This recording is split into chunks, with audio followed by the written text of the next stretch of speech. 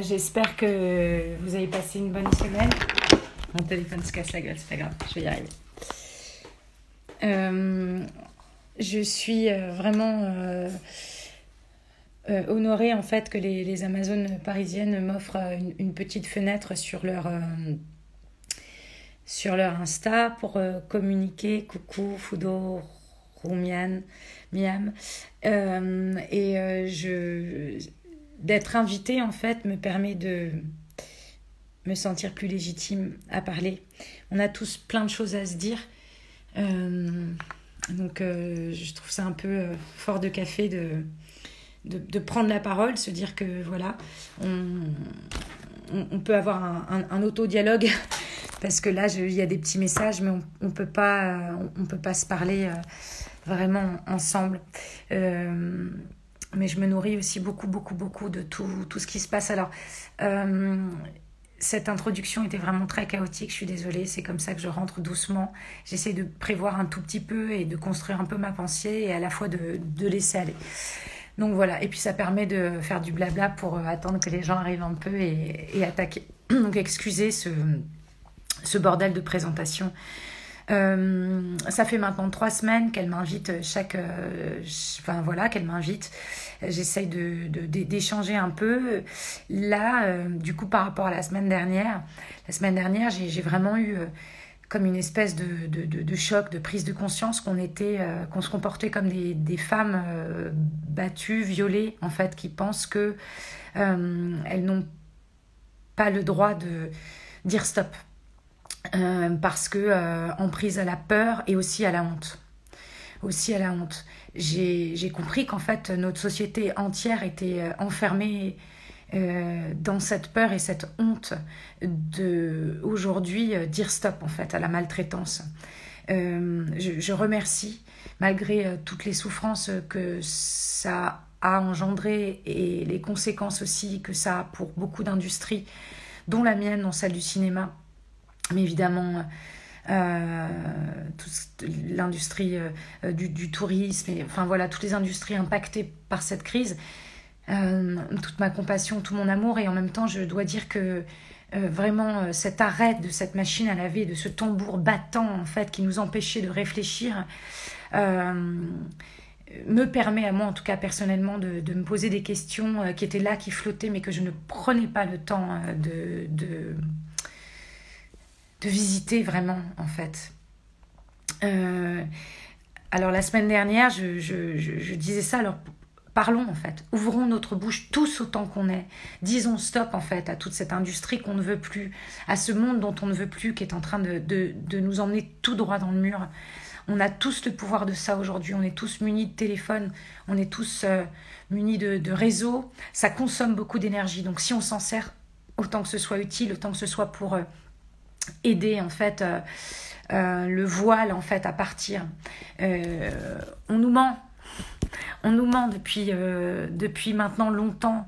Nous sommes dans l'illusion du monde capitaliste. Beaucoup d'entre vous qui suivent les Amazones, vous êtes déjà en conscience évidemment de ça, mais parlons encore plus, parlons aux gens dans la rue, parlons aux chauffeurs de taxi, dans l'amour et de la place du cœur toujours, parce que c'est comme ça que les messages peuvent être entendus et reçus. Mais communiquons. Cette semaine, ce qui s'est passé pour moi par rapport à la semaine dernière, c'est que donc je participe à un collectif qui s'appelle Les Mondes d'après.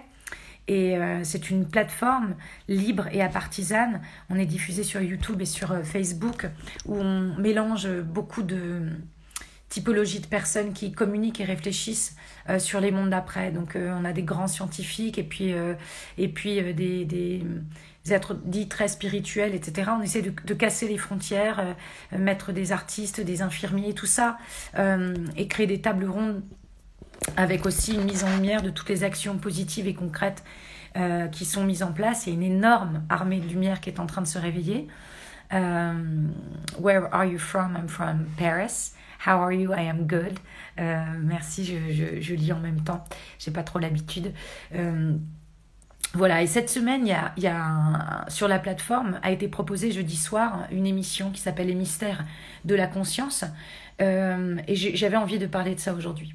Parce que je n'ai pas participé à cette émission. J'ai eu la chance d'être sortie aussi bien de l'organisation que de la présentation, etc. Et donc j'ai pu mettre mes pieds sur la table et écouter. C'était animé par Philippe Guillemont, avec beaucoup d'invités.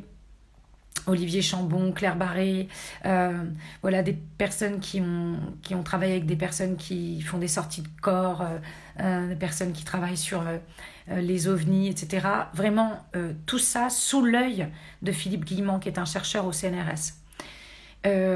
Donc sous un œil très aiguisé, très concret, voilà. Donc il y avait les pieds sur terre, il y avait vraiment la tête sur les étoiles, et ça s'est réuni en 4 heures d'émission. Ça a duré 4 heures, c'était parti pour durer 2, mais ça a duré 4 heures.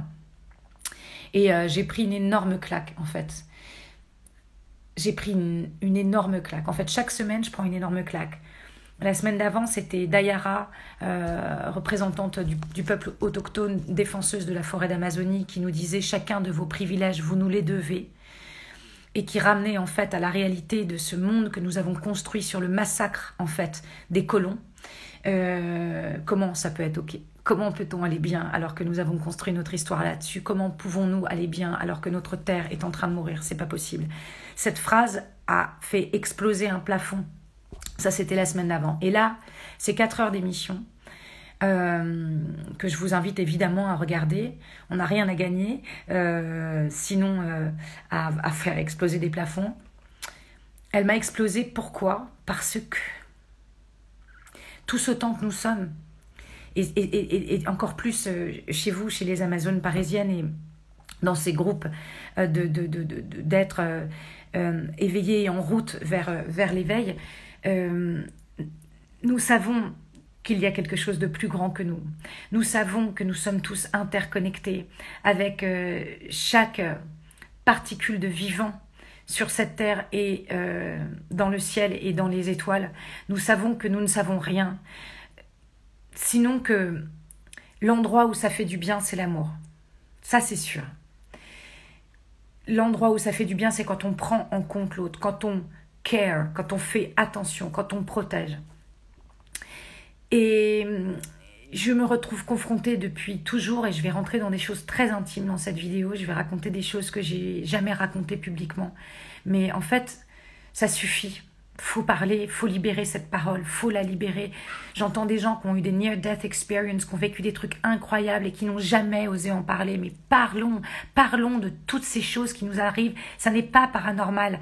C'est juste qu'on est beaucoup plus grand que tout ce qu'on a voulu nous faire croire. Voilà, depuis toujours, j'entends des voix. En fait, ce sont des espèces d'informations qui tombent comme ça, voilà. Alors, j'aurais pu ne pas y prêter attention, sauf que quand on me dit c'est la dernière année avec ton père, et que mon père, un 31 décembre 2001, j'entends à minuit, au moment où ma coupe de champagne cligne avec celle de mes autres partenaires de théâtre, à l'époque j'étais au théâtre, et j'entends c'est la dernière année avec ton père, c'est une voix qui est d'une telle vérité qu'il n'y a plus de doute pour moi. Mon père était éclatant de santé. À 4 heures du matin, j'étais assez bourrée pour l'avouer à mes potes. Et ils m'ont tous prise pour un bébé qui avait peur de perdre son papa. J'étais déjà une grande fille à 20 ans. Et j'étais déjà maman. Et j'étais déjà une grande fille. Enfin, bébé, évidemment, comme toute personne de 20 ans. Mais voyez ce que je veux dire. J'avais pas peur de perdre mon papa. C'était pas ça qui s'exprimait. J'avais entendu cette vérité. Voilà, c'était le 31 décembre 2001, le 23 février 2002, c'est-à-dire exactement un mois et 23 jours plus tard, il décédait. Des événements comme cela, il y en a eu beaucoup. Je l'ai accompagné, comme j'ai été prévenue, jusqu'à la fin, jusqu'à son dernier souffle. Et puis, derrière, j'ai continué le travail. J'ai cru qu'à la fin de son dernier souffle,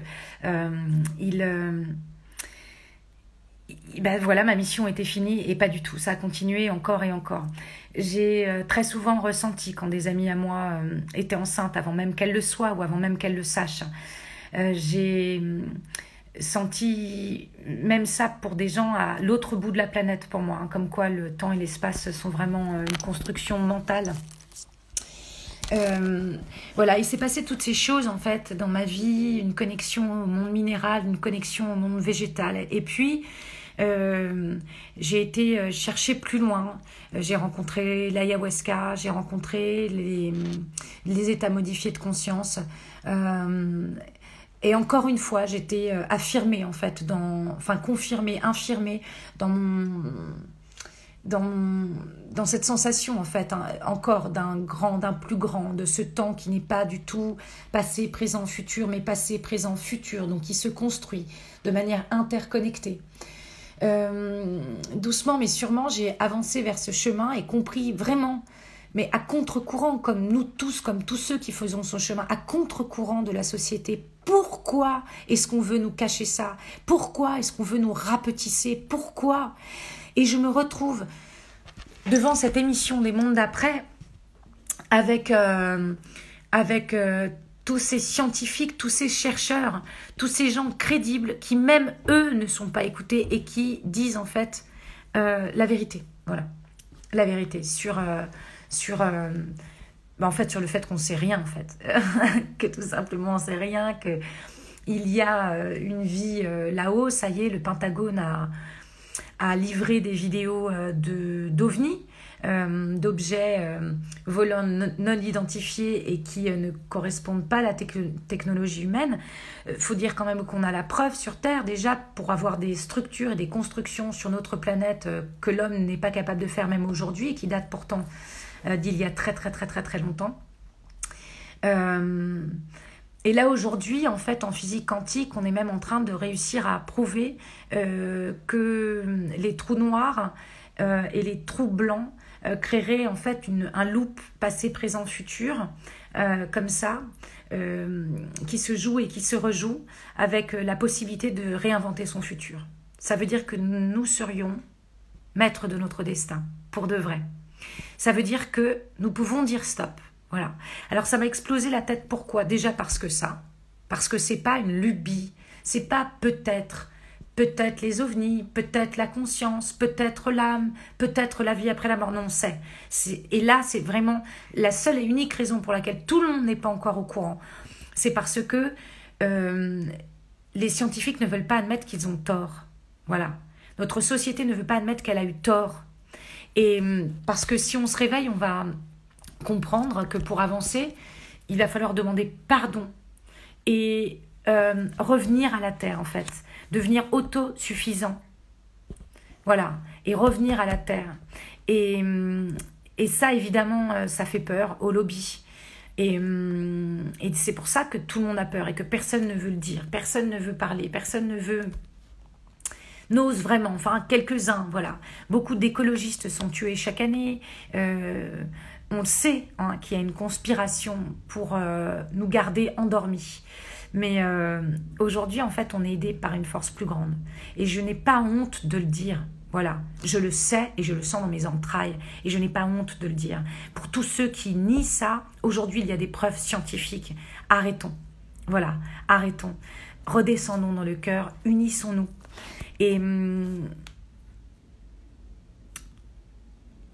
Et aussi, je vais révéler aussi encore quelque chose aujourd'hui que je ne partage d'habitude qu'avec mes intimes, mais les portes s'ouvrent, donc autant en profiter. Voilà, les portes de partout sont en train de s'ouvrir, on le sent, j'imagine que vous êtes beaucoup à sentir hein, que les parois entre les mondes sont de plus en plus fines, voire même disparaissent.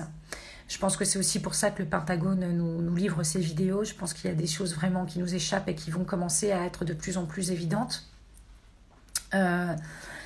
Le mensonge est de plus en plus mis en lumière. Il y a aussi un ordre cosmique auquel il faut faire confiance. Je vais vous faire part d'une vision que j'ai eue. Alors voilà, des visions, on est tous capables d'en avoir, tous autant qu'on est. Hein, c'est pas un truc qui est réservé, et vous êtes beaucoup à le savoir, qui est réservé aux fous. Aux gens barrés, perchés, un peu spéciaux. Non, en fait, c'est réservé à absolument tout le monde et il y en a quelques-uns qui s'en souviennent, c'est tout.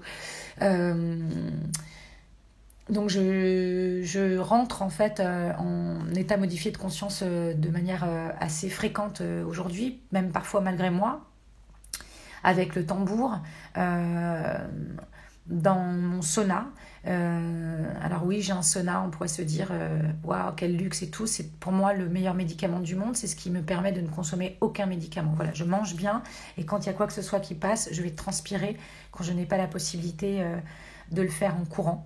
Voilà. Et il se trouve que je me suis rendu compte, un petit peu comme dans les temazcal, comme dans les huttes de sudation, qu'au moment où j'étais dans mon sauna, d'ailleurs, que j'ai envie d'appeler ma machine à voyager dans l'espace, les portes s'ouvraient.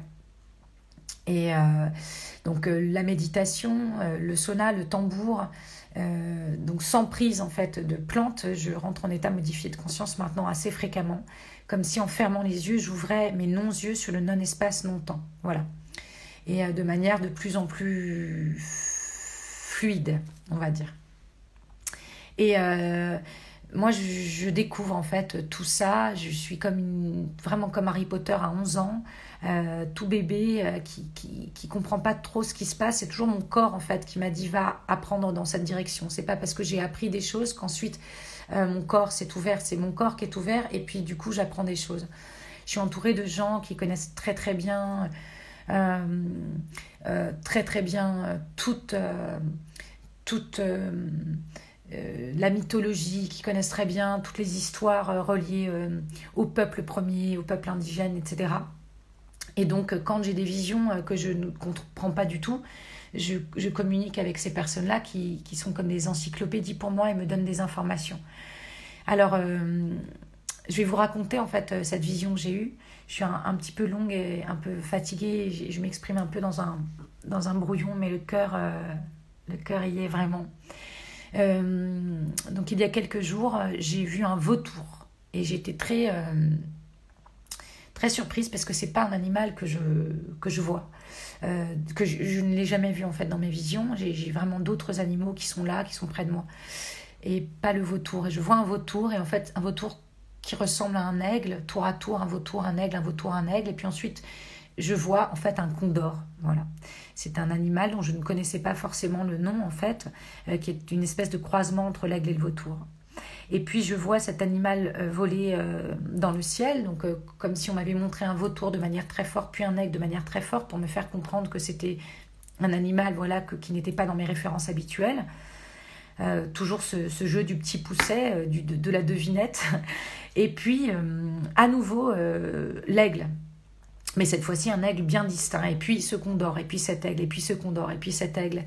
Et comme s'ils étaient deux à voler ensemble dans un même corps, ou deux corps à voler avec une même âme. Voilà. Très imprégné, comme tatoué presque de cette vision. Quelques heures plus tard, j'appelle une de mes amies à qui je pose la question. En disant juste voilà, si je te dis aigle, vautour, aigle, un seul et même corps, ou deux corps, une âme, voilà, juste je te dépose ça, tu me dis, voilà. Elle m'a envoyé un lien. Alors voilà ce que c'est l'histoire, c'est que il y a une prophétie en fait amérindienne qui raconte en fait que le jour où l'aigle et le condor voleront à nouveau ensemble, la paix reviendra sur terre. C'est la réunion, voilà. Je n'étais pas au courant de cette prophétie. On dit que il y a eu une ère de destruction qui a commencé il y a 500 ans à l'arrivée de Christophe Colomb, au moment où il massacre les Indiens et décide que ça va être chez lui. Et cette prophétie dit que 500 ans plus tard, l'aigle et le condor se rallient. Voilà. Donc, je ne savais rien de tout ça. Et pourtant, dans ce non-espace longtemps, on est venu me raconter cette prophétie comme pour me dire que c'était maintenant. Et il se trouve que 500 ans après Christophe Colomb, c'est maintenant. Voilà. Donc, c'est un grand message de paix et d'espoir. L'aigle représente la technologie, le monde matériel, l'intelligence dans le sens intellect, cérébral. Et le condor représente, lui, la spiritualité et l'harmonie avec son environnement. Le jour où ces deux-là se rencontrent et se réconcilient, c'est la paix sur Terre. Voilà. Nous sommes là Nous sommes à cet endroit-là et ça me remplit le cœur et ça me donne beaucoup d'espoir. Et comme nous sommes à cet endroit-là, ça veut dire qu'il va y avoir un réveil massif. Donc profitons-en, les amis, pour communiquer. Profitons-en. Arrêtons d'avoir peur, arrêtons d'avoir honte. Honte comme un enfant battu, comme une femme violée, comme un animal maltraité. Ne courbons pas les chines en disant « Déjà, on a assez souffert, on ne va pas en plus en parler. » Si, parlons-en. Ce qu'il se passe sur notre terre n'est pas normal. Ce qui se passe sur notre terre n'est pas OK. Ça n'est pas OK. On massacre la terre, on massacre ces humains. Il y a des écarts inacceptables de salaire, des écarts inacceptables de mode de vie selon les endroits où nous sommes. Et dans la réunion et dans la solidarité, ensemble et dans la réconciliation avec la terre, nous pouvons sauver l'avenir de nos enfants. C'est vrai. Et on est venu s'incarner aujourd'hui dans cette vie pour ça. Tous autant qu'on est, nous avons un rôle à jouer. Nous avons un rôle à jouer. Voilà, alors après j'ai pris des petites notes. Oui, voilà, je vais terminer là-dessus en fait. Je voulais juste vous lire un papier que j'ai reçu ce matin. C'est court, rassurez-vous.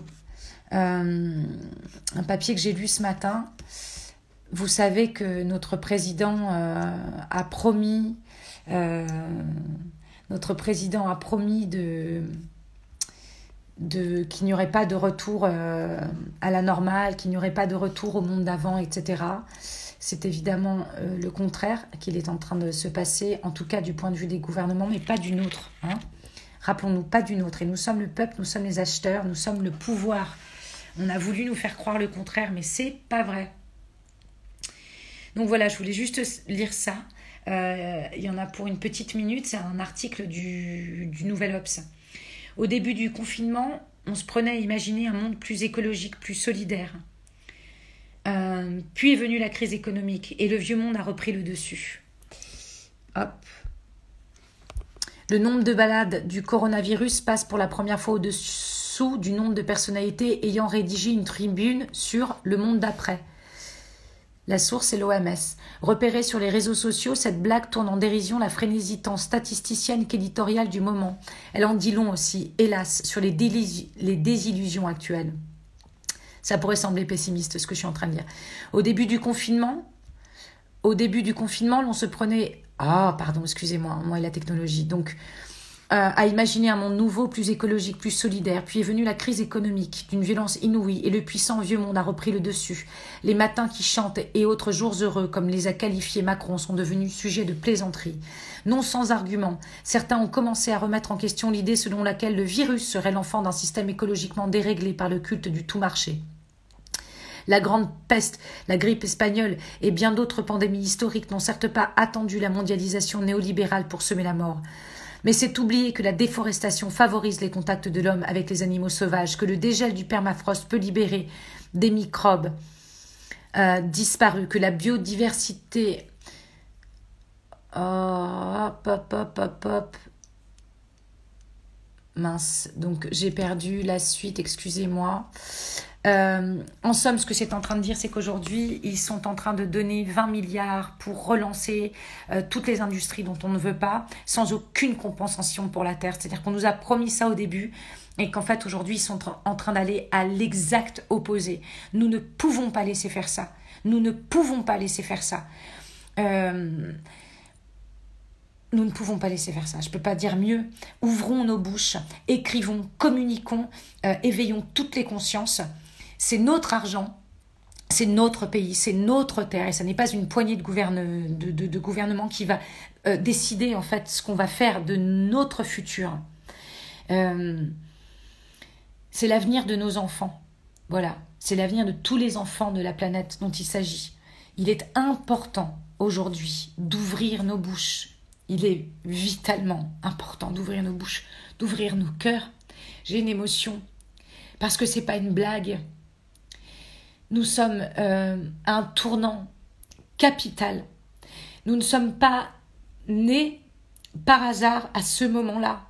Non, notre vie n'est pas vile, n'est pas juste destinée à faire des bébés et assurer une grande carrière et devenir très fort et très célèbre. Nous sommes ici pour sauver notre terre-mère. Et l'enjeu est grand, et l'enjeu est capital, et je suis désolée d'être saisie de cette émotion encore. Mais je pleurerai toutes les larmes de la terre jusqu'à mon dernier souffle, jusqu'à que tous les hommes se lèvent et disent non, et disent stop. Excusez-moi pour cette émotion. Il y a une énergie du masculin qui tente de détruire, une énergie du féminin, et je ne parle pas d'hommes et de femmes. Et nous devons dire stop, tous ensemble. Tous ensemble. C'est des larmes de joie, c'est des larmes d'espoir, c'est des larmes de guerrière.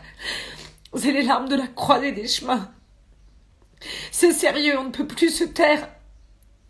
On doit agir avec les forces de la terre, tous ensemble, et avec les forces du ciel, tous ensemble. Tous ensemble. J'y crois. Soulevons-nous et exprimons-nous. Et je m'arrête sur cette émotion et je m'excuse. C'est de l'amour. En bas, on est tous animés de cet amour. Et l'amour est plus fort que la peur. Et cet amour-là peut nous donner les aides nécessaires. J'y crois. Et c'est pour ça que je prends la parole. Et merci aux Amazones parisiennes de m'inviter, parce que sinon je n'oserais pas prendre cette parole. Il faut oser sortir de la peur et de la honte, se demander pardon, pardonner, redescendre dans le cœur, aimer, pardonner, aimer, pardonner, aimer, pardonner, mais dire non, non, c'est stop. C'est fini. Construisons ce monde, nous avons le pouvoir. C'est tellement énorme en fait, de presque se rendre compte qu'on n'avait pas compris ça, que ça pourrait donner envie de continuer à rester sans agir. Parce que ça met en lumière en fait notre ignorance, notre endormissement. Je sais, c'est pas glorieux. C'est aussi ça les larmes. C'est aussi ça. C'est d'avoir participé tout ce temps à faire marcher cette machine. Se pardonner. Je vous souhaite à tous une très très belle journée. Ça a été très long. J'avais plein d'autres choses à dire, mais il y aura plein d'autres moments. Love is the answer.